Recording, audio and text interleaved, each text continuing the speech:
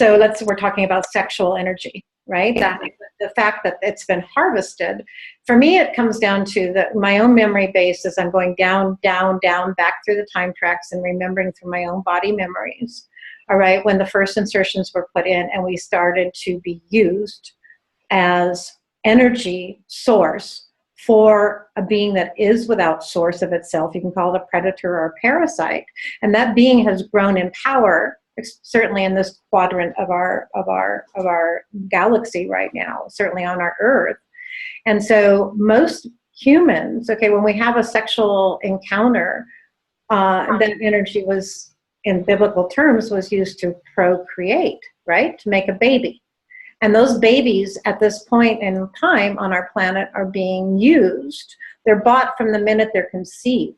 Their life energy is being sold, right? Until we wake up to that fact, we need to really wake up to that fact, you know? So we do it mindlessly, unconsciously, and we provide a child to a system.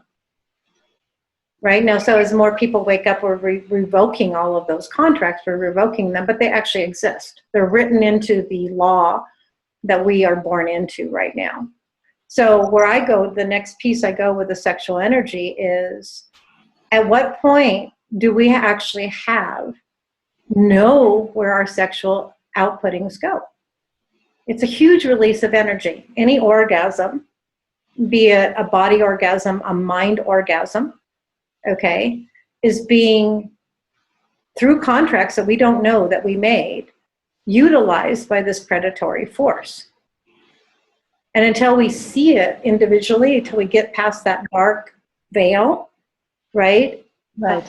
Until we know without a doubt where our energy is going. Like, we have control over that energy. That's sovereignty to me. But so that's why I said Loosh doesn't just depend on fear, it also depends on ecstasy, okay? It depends on high emotions, created emotions. Anything that can come in and create an emotion in us where we're in some sort of reactivity state is Loosh. But at what point, you know, and what you just said, by the way, is so beautifully put and is so very important. But at what point along those lines do you feel that we do have some, I don't want to say the word control, but in if we are able to understand the output further along the lines of that initial sexual energy, if one was skilled, would it be possible for that individual to move that energy into a much more creative energy that would surpass the, quote, matrix that we're currently finding ourselves in? Oh, I would agree totally. But that's the consciousness level of awareness that one is operating from, right? So I'm just talking about maybe you or I or Claudia sitting here listening and discussing this. But and this is where I start to move what you were talking about, 10th, 12th, 11th, 12th dimensions or densities. We can't move up into those realities until we have cleared out this space that we're in right now. So we are not able to do that until our consciousness literally expands into that space, right? And that means, you know, for me, this is a personal decision. You know, and it also has to do with my age and my own path and all the things, is that, you know, the sexual energy, I don't feel it I can feel sexual energy, all right?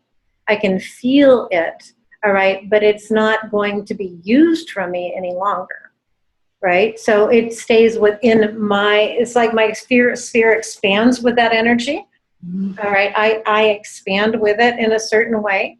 There is an aspect of creation to it that I can't really explain yet. So I feel those energies, but I'm just really speaking to them, you know, to the large amount of people that, you know, are having sex right now all over the place, right? And aren't aware of what is taking it up. I mean, most of the time it's Jehovah. If you wanted to put a name on it, because we're so locked down into a religious mindset, even if we say we're not Christian or we're not biblical or we're not, Jewish, we don't have that religion, that's been the primary entity. So, but that's me. That's my own assessment. I would call everybody to look at it themselves, track that energy. Right. So here's the thing, and I wholeheartedly support that. And this is interesting that we really haven't gone down this avenue before in this sort of detail, because it's such an important piece. So I think I sent you a couple of months ago that one audio that my mom sent me about the difference between a soulmate and a twin flame and this kind of thing. So this is what's interesting when I start looking at the relationships that we've discussed, and the one that comes to mind is the one between Jesus and Mary Magdalene, right? Mm-hmm. And they were potentially a twin flame relationship. Some of the information I've been reading recently describes these twin flame relationships. And by the way, a twin flame in this concept is obviously different from that one piece that the other gentleman was describing. So a twin flame would be an aspect of that there is a male and a female here on the planet, and they share one higher self. Mm-hmm. Okay, so that would be the distinction between a twin flame and like a soulmate relationship, right? A twin flame shares the same higher self. Now, these are the pieces I've been putting together the last few weeks. So in a relationship like that, there is a very strong sexual energy that is created in a relationship like that. Now, when Mary Magdalene and Jesus had this relationship, what happens is as been told by other people, as to whether it's accurate or not, I could not speak to. But the story goes something like this, that both of those, both the male and the female aspect, have also 12 other parts that are connected to them that also come into this plane to support the union of that original twin flame, okay? So the female aspect has 12 counterparts. The male aspect has 12 counterparts. And isn't that very fascinating when you look at how the Bible is told, right? That there were 12 apostles, when we know that there were, as it's been told in other realms, it's 24. And isn't that interesting how we're starting to understand how religion has described this relationship potentially, or the alternative version of religion, and how other aspects that people are coming in to describe a twin flame relationship. So what a lot of people are saying is that twin flame relationships have come into the planet to template the planet, so that it's no longer about relationships. It's about like a shared mission of sorts, right? Mm-hmm. And our discussion is taking that one step further and saying, okay, let's really look at this piece. What everything manifests out of sexual energy, right? And one can choose to use that sexual energy in all sorts of different ways, and one can use it as a creative way to move past the current paradigm that we have been co-opted to supposedly believe in. But I feel that there is a way to use that energy in a very creative way to move past all of this. Okay. And that there are tools to do that. Mm-hmm. But obviously that is the very tail end of a very complicated process. I mean, it's the very, it's the end, it's so, the thing that. Yeah, to speak to that, I've long held, okay, mm-hmm. It's 12, but it's actually 13. Yes, it's 13 because you have to include you as yourself. Okay, yes. So if we were to use the zodiac, or we were using sacred numbers, okay, the completion of the self is through the 12. Right. Okay, so the number 13 comes very much into play, right? So if we were to look at disciples, archetypes, zodiac, constellations, it goes around, so. And it's also been, in my view, for the longest time that I've been, examining this, that to put together one being with 12, okay, the 12 disciples, the 12 apostles, or whatever, be they male or female, is virtually the one thing that's been kept from us. Mm-hmm. So it's like, I can't tell you how many times I've counted in my life, do I have 12 beings around me? And I've often thought, okay, I have no way to prove this, but it's come into my consciousness that this is how we are going to bring ourselves out of this game, is that we energetically unite and we bring one up that goes out, comes back, and brings out the next and the next and the next and the next and the next. Does that make sense? It's like, I feel like if we were to speak of Jesus as a avatar being that came onto the planet, not as pictured in the biblical descriptions, that when he, what we traditionally call the crucifixion or the resurrection, when he broke through the immortality codes, he left a path open, okay, an energetic path. And I'm not speaking about the biblical way of speaking of it. This is just my own interpretation. All right, he left a communion path open. All right, and it came back down to the earth body, which could be represented by her, the mother, or Magdalene, or Mary, or any of the female aspects. So somehow that relationship is informing us right now.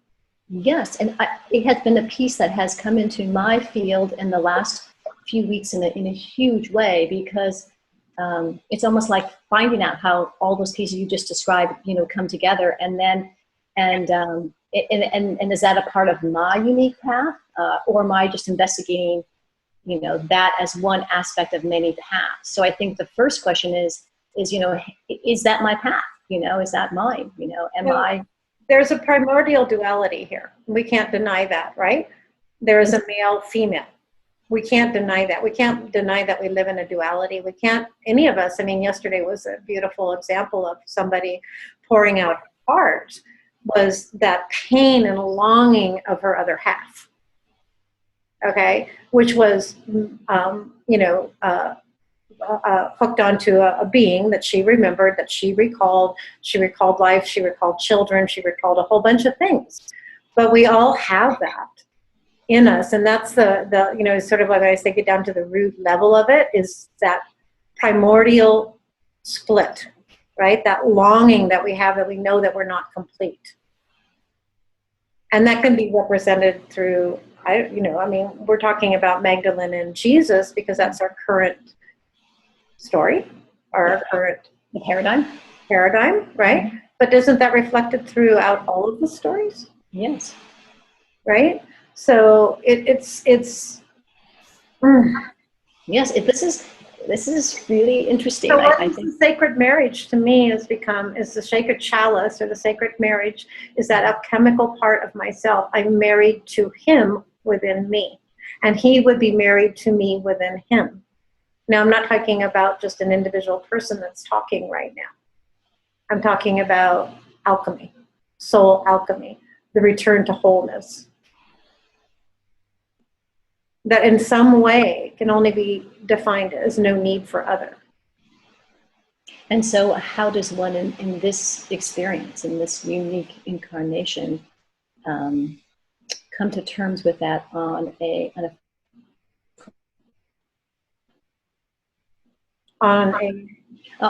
physical level? Well, this is our biggest challenge. And I think we here are all very aware of that, right? Mm-hmm. So, it's the embodiment of that wholeness within this 3D reality, which is like the challenge of challenges, isn't it? Right.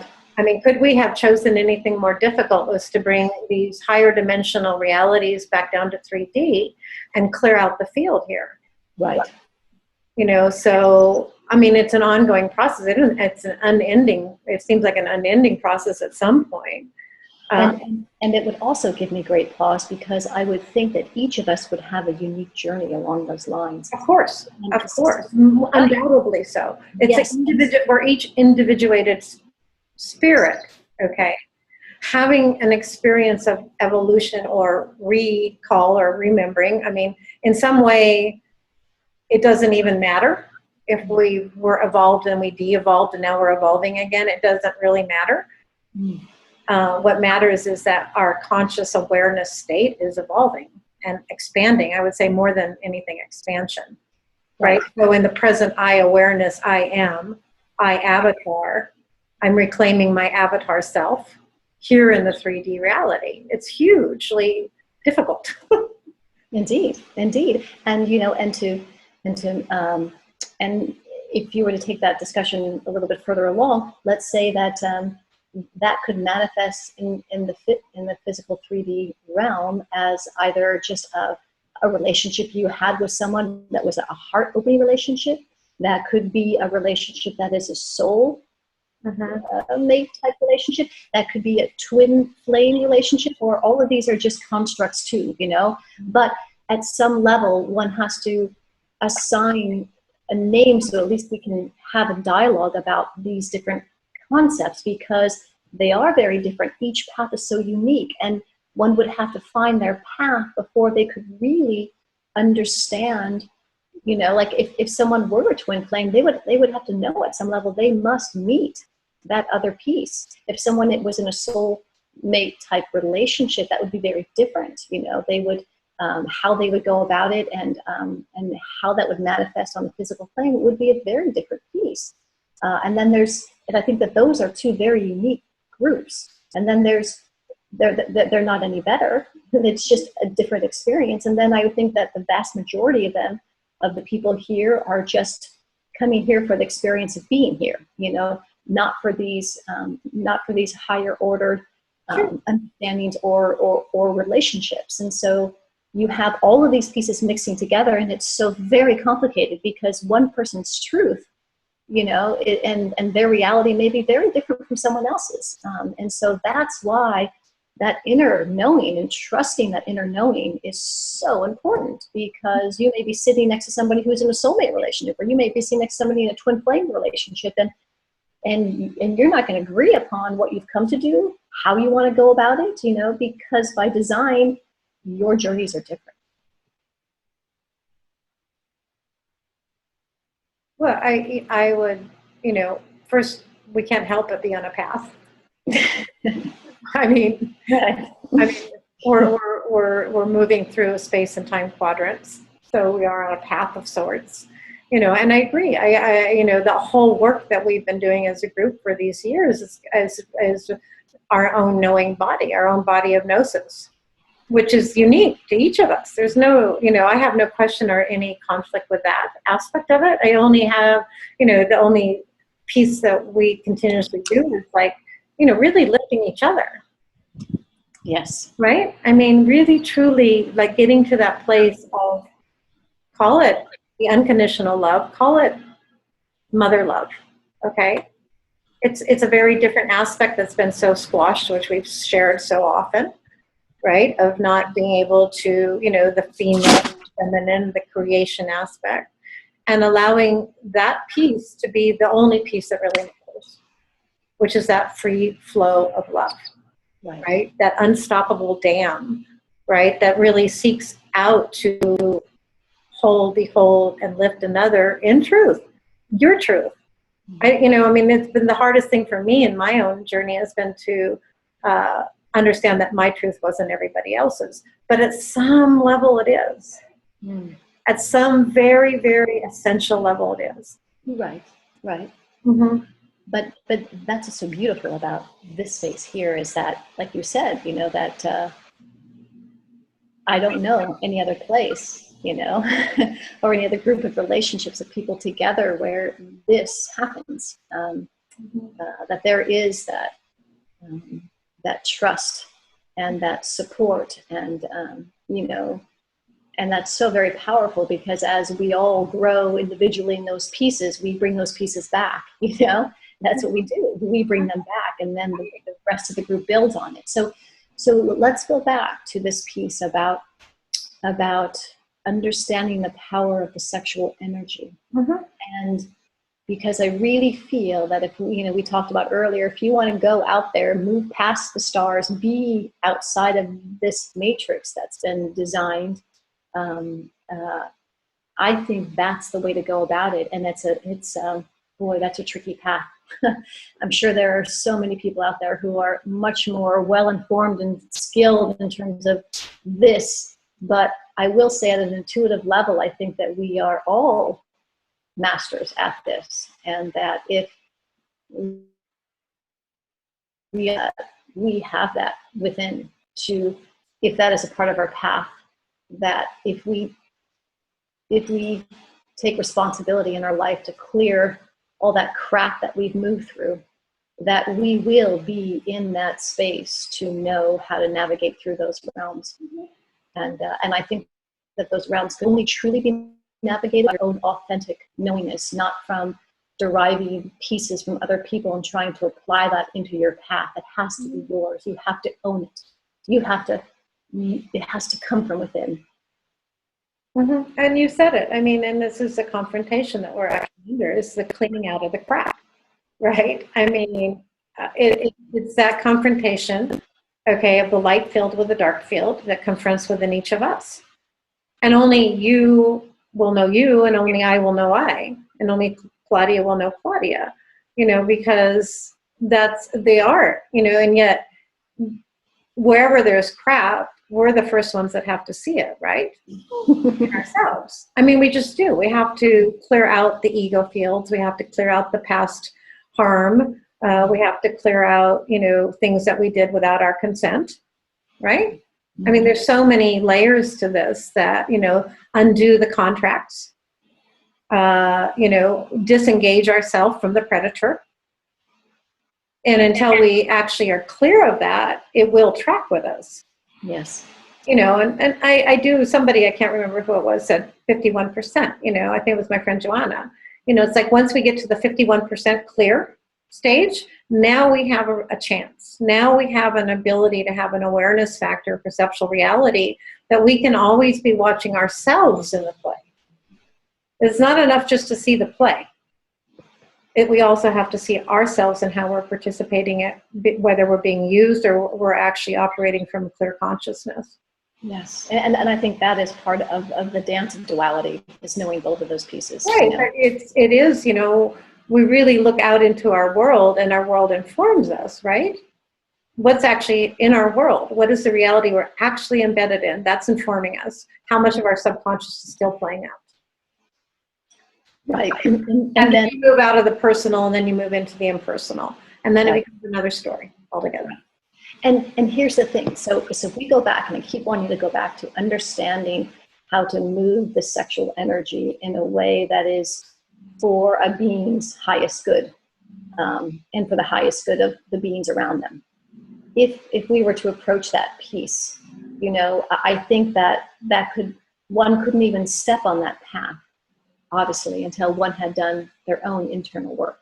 Now, one wouldn't have to reach perfection, I don't think, in any way, because I don't think it's even possible given all of the variables one has to dance through, But that when one has gone through that, on a physical level, that they are in tune, with their body, and that on that mental, emotional piece, that they have moved through those very dark pieces of themselves. And I don't know if one moves through all of them, but as that is cleared, I think that there is an awareness and an opening, a communion with the field, the consciousness, whatever words you want to use, that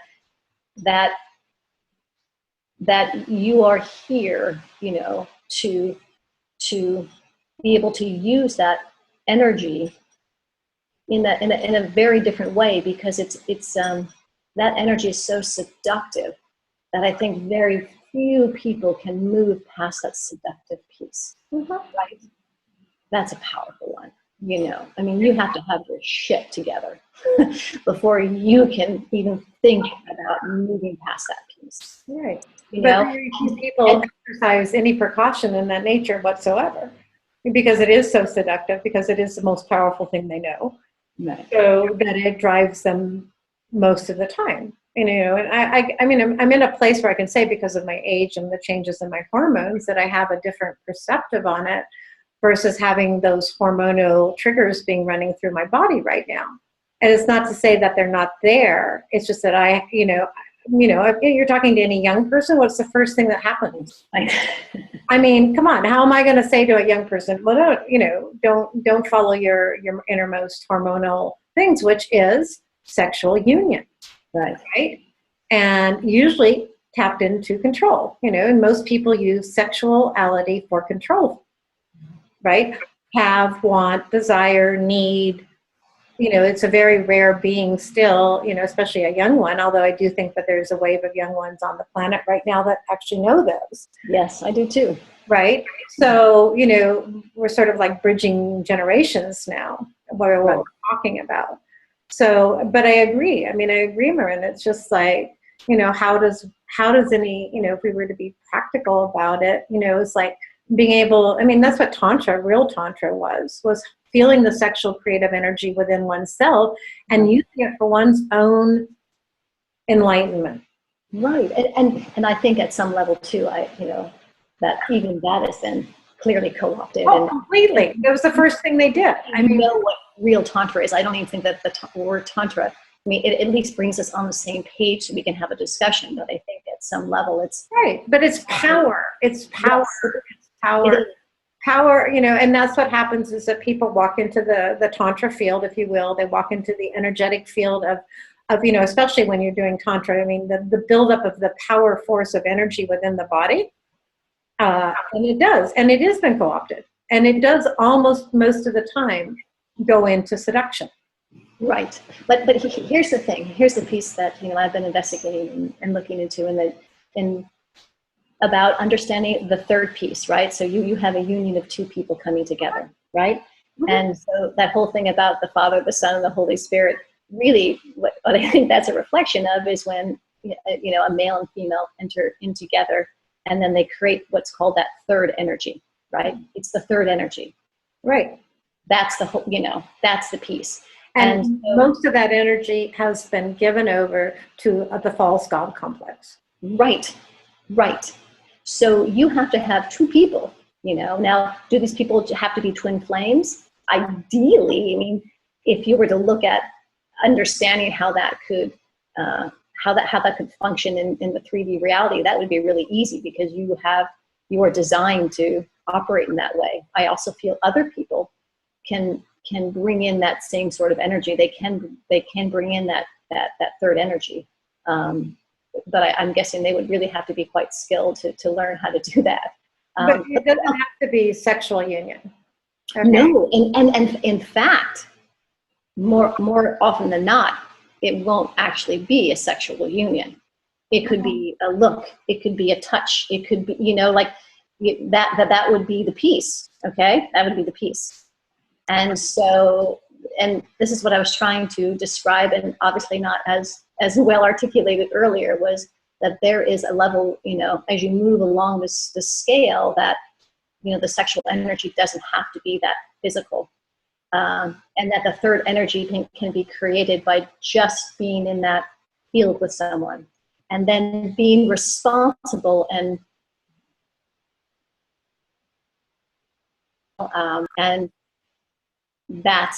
that's really pretty powerful. Mm-hmm. Yeah, so responsibility actually equals knowing yourself, your own gnosis. Really, you can't be responsible to what you don't see. You can't be responsible to acts that you don't know where the energy is actually going, right? So it's like a dual-edged sword. It's like clearing out the space, confronting shadows, confronting possible, predators or parasites within the field, and being at a finer tuned level of that energy. I guess that's the way I would best describe it, Marin, because when it comes on, it's at the lower levels of it being seduction and power. That's why the world's in the situation it's in right now. The sexual energy has been co-opted in every way, right? Completely. Right. So one refines one's own energy field, and then one taps into a different type of, we can call it sexual energy, but a type of energy, right? It's much more. I think that's it. There is a refinement to the energy. There is a purity in that. Right, exactly. Yeah. And it. A lot of times we fool ourselves, or I have in the past. Like I know it, but I also assign it to those that don't hold it, which is a basic our need to have the other in our life. Mm-hmm. If that makes sense. Yes. So as women, we want to project that upon someone else who may not be in a space to really meet one at that level. And I think I think that's an important piece, because also what I wanted to share is that this has been co-opted not just from a physical energetic standpoint, it's been co-opted in terms of how we've been socialized, that a woman must be in a relationship with a man, that of course the whole concept of marriage, I mean, I think that these templates, these twin flames have come in to say, you know what, we need to look at relationship in a different way. Mm-hmm. We need to understand the relationship is with ourselves. Mm-hmm. And when we have cleared ourselves, then we will attract someone potentially of a likeness, but that's not necessary. Mm-hmm. We can do all of this on our own without that relationship with someone else. Mm-hmm. Totally. I mean, I agree with that, absolutely. And it is as you were speaking, and I think of, the longing in the pain body, the longing in each soul here, okay, is for their beloved. I mean, at some level, we're all longing for completion within ourselves, right? And it just depends on where you are in consciousness of where you perceive that lies. But also the pain body itself, because there's suffering there, okay? It's a primordial trauma. I mean, the trauma itself has kept us from finding that in many, many ways. Yes. It's painful. Yeah. And so dealing with people in every person and all the complexities of all the relationships of all, each person's own reality is complex, right? And then we put a whole bunch of people together on a planet and it's even more complex. But deep down inside, I keep finding that there's this longing, this beloved aspect that we long for. Right. And it is, for me, it's become the return to myself. Right? My own union with my own being. And isn't that so beautiful? I mean, it is. It is. Yeah, and I can feel the, it's just like I can step into that pain again. I can step into that longing space again. I can feel it because it's what I feel in the hearts of everybody. Mm-hmm. And, I do believe, ultimately we are pulling down the veils of the false and we're finding out what happened. And so we're reclaiming that part of ourselves. And I think for us, being able to do that in this space that we've created, I can't imagine doing that on my own. I don't know. It can't be done. And when we talked about earlier, that if a twin flame comes down here and they have 12 other components of them, maybe we've all had an opportunity to in some way connect with those pieces. And even if it weren't in the context of a twin flame, maybe it was just in the context of a soulmate, to have that support, to have that connection. Because at some level, if we are remembering again, who we are and how to move through what it is that we came here to do, having those alongside us is such a huge piece of the path. So it is so complex on so many levels because we have to do our own inner work, but I think we need to do that alongside others. Mm-hmm. And that is a very refined dance. The template's already here. Okay, the twin flamed or the template is already here. Mm-hmm. But we're still always looking outside ourselves for that other.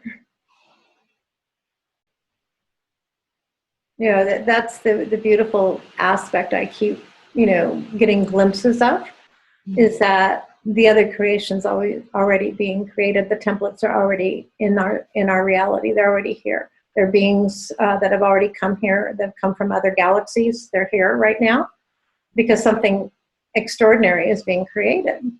Yeah. In a reality, in a real reality, not in, and that's the participation that I feel when we do come together. And that's why I feel like the opposing adversarial forces tried everything it could to keep us from returning to each other.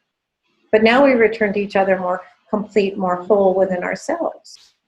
And in some way, that's the thing, is like, nobody is outside of me. Everything's a piece of me.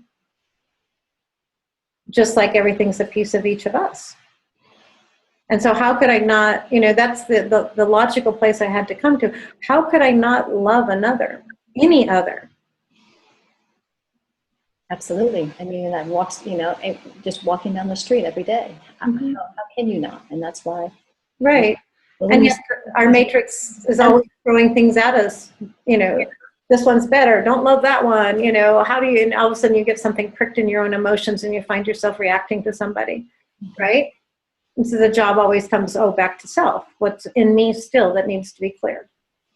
Right. That doesn't mean I have to, go into agreement with what people do. I don't. But to see through all the way through with the eyes of love is, for me, is the journey. Yeah.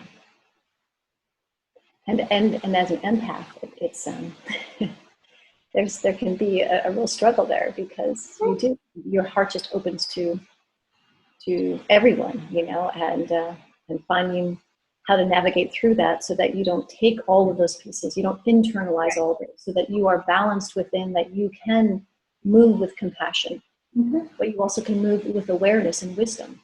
Beautiful. Absolutely. And be able to speak your truth. Yeah. Not be afraid of that.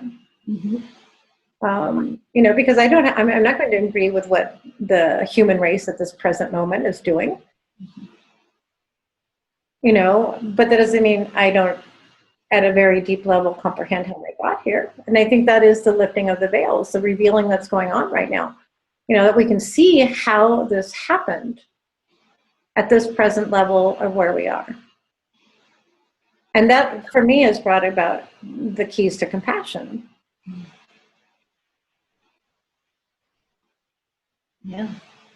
And compassion is stepping out. I mean, there's empathy, which is the feeling body, but also the compassion is the bigger story piece, so that we don't get swallowed up in the emotions. Because I know now, if I get swallowed up in an emotion, I see how they play our emotions as humans. I see what they're doing, so not to allow my emotional body to get so played that I'm in, I'll internalize it in myself, but I'm pretty much not, giving it out to that which wants it. Right. Yeah. So I see what they do, and it doesn't change the fact that what's out there is horrific in a lot of ways. It doesn't change the fact that I feel empathy or compassion, but I don't give my emotion to that which wants to rule me. Right. And because there is, at some level, I've heard this discussed so often, the difference between a feeling and an emotion, Yeah, exactly. Yes, right. So we have these feelings, these knowings essentially, but how they move through our body, how we emotionally process them and dance with them is the place that one needs to be really aware of. Yeah. Yeah, and that takes also the clearing of the physical space of the body. Claudia, I just, you're always so quiet, but we've been, having conversations with, if you haven't been human, or you haven't been in a human body for a long time, or you only come for special missions, how the body itself has been also triggered, wired, and co-opted, right? And so it's very difficult to understand how most humans are like puppets, right? Because we are not, I always say now, avatar is not in control of my physical vessel, right? So that's another big process of the clearing, is to know your own body. That's the beautiful work that Jeffrey's doing, right? As above, so below. So, when there are when there are things that are triggered in the body, also to understand what's happening and work towards your own health, your own sovereignty over your own organism. So that's a whole nother aspect of it. Yeah, I mean, this is the part I found so, as I've shared so many times with all of you, I mean, and working with women and groups of women, I mean, understanding the body, oh boy, I mean, that's so key, because this is, that's why we're here. We're here to embody that in that vessel. And if the physical body is not in a space to process that, or to be able to hold the energy, you have to, if you're going to move forward, you need to hold that energy in this vessel. And if the vessel is not working, that's not going to happen. So, yes. Yeah. And just by the, and I watch it just in the period of a couple of days with women, just bringing awareness to certain areas of the body, understanding how that energy moves, particularly the sexual energy. I mean, whether it's through movement or dance or massage, but to just feel, I mean, just get in the body and feel the body, not feel uncomfortable with that feeling, you know, like watching women just in a situation of learning how to massage, you know, all of these pieces come up of, don't touch this piece of my body, or, oh, I don't like this, or, you know, obviously, you know, relationships or come up, and abuse comes up. I mean, there's so much that's held in the body, you know, and as a soul, we yes, we choose these bodies, but we, you know, it isn't until recently we understand that when we incarnate into this vessel, we incarnate into the all of that, those pieces that are part of that physical lineage that we're born into. Mm-hmm. So not only do we have to deal with whatever we come in with, we have to deal with, from a physical aspect, all of those pieces that are within that vessel and the family lines that we are born into. So it's a real struggle. Mm-hmm. Yeah, well, and that's a clearing of this field. You know, really, it does come down to the body, physical matter. You know, but this is recycled matter that I'm in, right? Mm-hmm. Right. I mean, the body vessel actually has the memory of all, because it actually has been recycled through time and space. You know, every time a body is formed, it's taking it from the same matter. You know, I've sort of known that, but I've never really thought about it along those lines. Well, I mean, if we were to say we're stardust, that would be correct. If we were to say from dust to dust, mm-hmm. dust we shall return. So, you know, if I really think about it and analyze it, because you're bringing this up for me right now to say this, actually, by what you said, is that this vessel, this very physical form that I'm in the organic realms of matter, mother matter, mm-hmm. okay, has contact to all of matter. The vessel itself, right? It's been truncated. It's been, yes.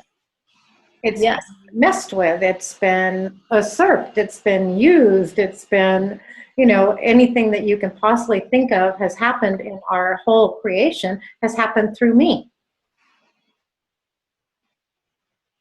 At that.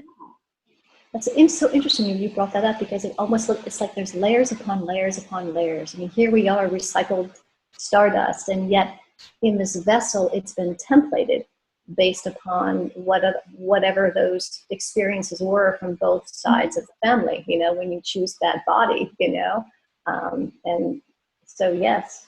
And not even just that body. I mean, take it out further, take it back out through the templates, right? Out through the holograms.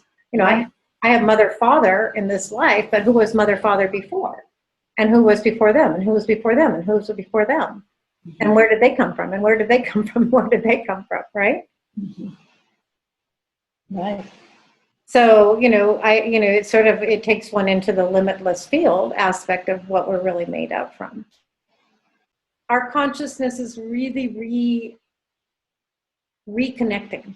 Right. The nodes that we are really reconnecting into another type of neural network, okay, that is really outside this matrix.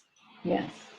And because it's so important to understand that piece. I mean, because, you know, even with my background in molecular biology and genetics, I mean, there's a reason, you know, that I studied that, you know, and now, and when you see how important it is to understand that piece and how it communes and how our DNA is a receiver and an emitter of information, you know, but if that receiver is not emitting or receiving information clearly, you know, we have such responsibility here on so many levels to understand how all this works, you know.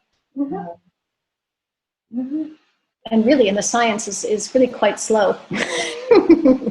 And, you know, the unfortunate people. Traditional science is really quite slow. What I'm so astounded by is those outside the mainstream of scientific endeavors and discoveries right now is what they've come up with, you know. And it is truly a spiritual science, right? Or a science that is spiritual. Either way, it doesn't matter. You know, so You know, I feel for people that don't understand the great exploration that's going on right now, the great depth that we've come into conscious awareness, right, through what we're going through right now. Because there's nothing's more wonderful. I mean, it's, I don't know, just like, I'll be a bunch of feelings in a moment. I'll be crying, laughing, and yawning again. But, yeah. Well, this is just absolutely spontaneously wonderful, this conversation. You know, and Marin, I you know, it's that, when the inquiring being, okay, the desire, the longing to know, right? And it keeps pushing us along this path, right? You know, it's like, what else are you just going to discover next? Right? And yet, and you know, the agreement is that we don't have to agree. And yet we know at some very deep level, we know that the fundamentals are always part of us. And honoring each other in the individual journey, it's fantastic. It is. It is. Word. I was wondering when you were going to say something there. I've been tempting to call you out, but you know, I'm like, yeah, we get to say the final word. That's a lot to process at the moment. Mm-hmm. Yeah. Well, you know what the final, you know what it came up to my consciousness is the silence. It's like allowing ourselves to sit in silence and just be. I like that. Mm-hmm. Mm-hmm.